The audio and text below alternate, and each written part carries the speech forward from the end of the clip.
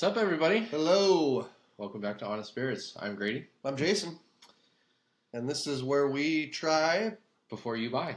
Hopefully you guys already have this up-and-comer that if anyone knows anything at all about bourbon needs really no introduction. Grady? Yeah. George. T Stagg. 2022. Yeah, so hopefully you didn't wait for us to try it before you bought it.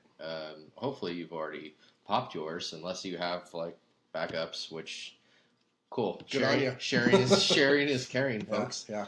But yeah, today we're gonna try the GTS 2022. Which Jason, what's your favorite saying about GTS 2022?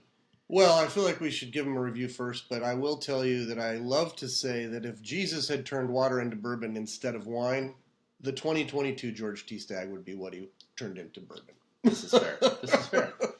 So, just quick run around. GTS is commonly, correct me if I'm wrong, 15 years 15. or older.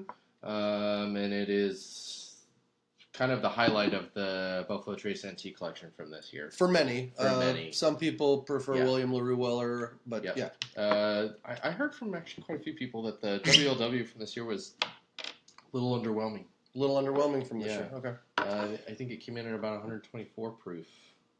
It's a little bit low. Also, we were lucky enough to try this months ago, even before we were lucky enough to get this bottle, or Grady was lucky enough to get this bottle, and I've been raving about it from the beginning. And what did George T Stagg just win, Grady?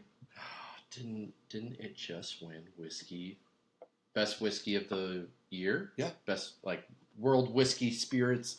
Was it San Francisco Spirits competition? You know, that's probably something we should have looked up, but it's okay. Hey, you know what? It's a winner. Winner. It's a huge winner. Cheers, my friends. This is probably one of the most complex spirits. I would have to say, if this is not something that you've ever had, Jason and I, this is our first pour of the night, and this is something that really should be your first pour of the night because 100%. It is so complex, and in order to really fully take in all of the undertones and all of the wonderful things this bottle has to offer, it really should be a first pour. Otherwise, your palate's just kind of... You should probably spend like 15 minutes just nosing this. I mean, you don't have to, but I'll tell you what. There's fruit, there's toffee, there's sugars, there's delightful angel wings and dragon tears. Unicorns riding in the clouds. What's that fruit? I mean, obviously there's some cherry there. Almost leading into raspberry, which is crazy because right behind that's like vanilla, marzipan, brown sugar. This has everything, my friends. Yeah, this has everything that a bourbon drinker wants. Sometimes I have heard that the high proof is kind of daunting to people. For sure. But if you look at the proof and then drink it, yeah, you might be a little bit daunted. But if you drink it and then you look at the proof and you're like, wow, that drink's like 110 proof, not 138 proof. Well, and to be fair, I think we've talked about this on a couple of the programs, but I like to almost now exclusively buy cask strength stuff. And the biggest reason is, as we've probably talked about, you buy something like a Basil Hayden or a Woodford Reserve or many, many, many other whiskeys, they've already been watered down to 80 or 90 proof. Yeah. But if you buy something cask strength, then the control of the water is up to you. You can decide. You could start with 1 drop. You could go to 2 drops. You could do a splash. You could do an ice cube. Now, this is the kind of bourbon that, I feel like doesn't. Please don't add water. Please just don't. No, but it's very frowned upon. If you need to, you need to. So, all right. Yeah. Cheers. Ooh, man. Okay. For those of you who are really into the big rare character stuff, they've been doing a lot of Amburana finishes. And Amburana finishes are super common, super big and current in the whiskey world right now. On the nose, you might think this is a slight Amburana finish because of the butter and the cinnamon and the sweetness that you get, marzipan, that you get on the nose. But it's not unnaturally sweet. It's not finished sweet. It's natural goodness. So while he's tasting, I'll tell you what I'm getting right off the bat on the first sip. Its fruit is in the very front of the sip, and then it really goes into the deep, dark toffee, a little chocolate. It's oaky without being overly oaky. It's not Elijah Craig 18 Okie. Sorry. Let's not. Sorry, my friends. You guys know. If you know. If you know, you know. You know. But yeah, that's beautiful. It really is absolutely beautiful bourbon. So with that said, it is my first pour of the night. Super long finish. And it's warm. Yeah. Well, it's a hitter, man. It's my first pour of the night, and I drank it like it was 115 proof just now. And sometimes that happens, and sometimes you swallow something. It like stayed right there. Did it? It stayed right there, and what does that say? It's 138. 138.7, yeah. And it's sitting in my chest right now. Like, man, what'd you do to me?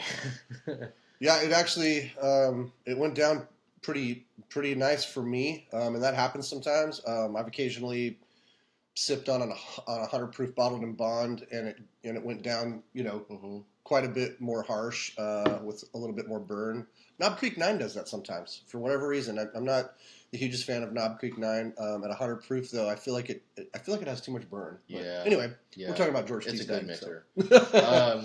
It's interesting, and Jason and I talked about this off of the podcast, but this is one of the few bourbons that when you have a drink or two and then you go to water and then you expect the finish to be gone, George has different plans. George has a surprise for you. George says, hey, slow down there, bud.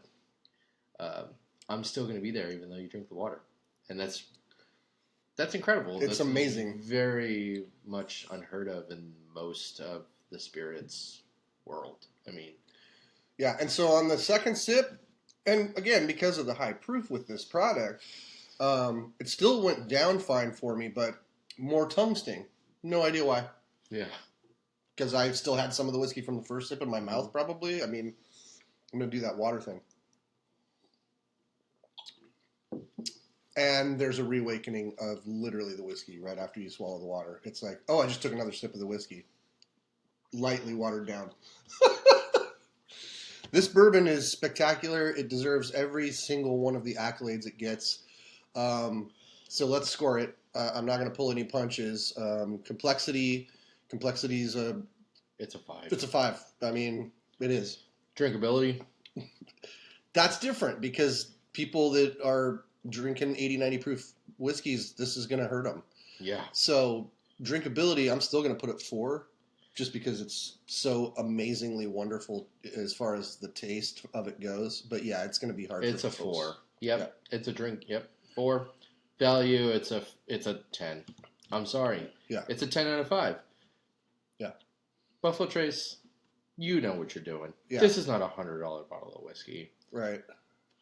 I mean, I think retail on these is like $120. It's $100 to $200 depending on where you are. Where you are, okay, all right. But I think in our state this retails for about between $120 and $150 before tax, so it could be as high as $200 after the tax. Yeah, still worth every penny. I think for me, cash wise, I don't know that I'd pay more than like $400 for this. Right, but still, there's not many bottles out there that I think I'd would even say that, right? $400 right. for. Right. So yeah, man, this is an all-around hitter. This is probably the best Kentucky bourbon that I have in the collection. I can't say that it's the best bourbon that I have in the collection because drinkability wise, it's not always the most drinkable. Also, it's got to be a special occasion to open that kind of bottle. I mean, it's got to be a first pour. I get what you're saying. Your palate's got to be there. It's just you can say that this isn't the best bourbon in your collection, Grady. You're free to be wrong. Yeah, touche. All right. I do love the Thomas H. Handy 2022. It's amazing. Sorry. It's amazing. I'm sorry. All right, my friends. Hey, let us know what your thoughts are. Don't forget to hit that subscribe button down. We're up to like 60-something subscribers. That's awesome. Love you guys. Hey, thanks for all you guys tuning in nationally. And we got some cool things coming down the pipeline. So we will see you guys next week. Peace. Peace. How long is that?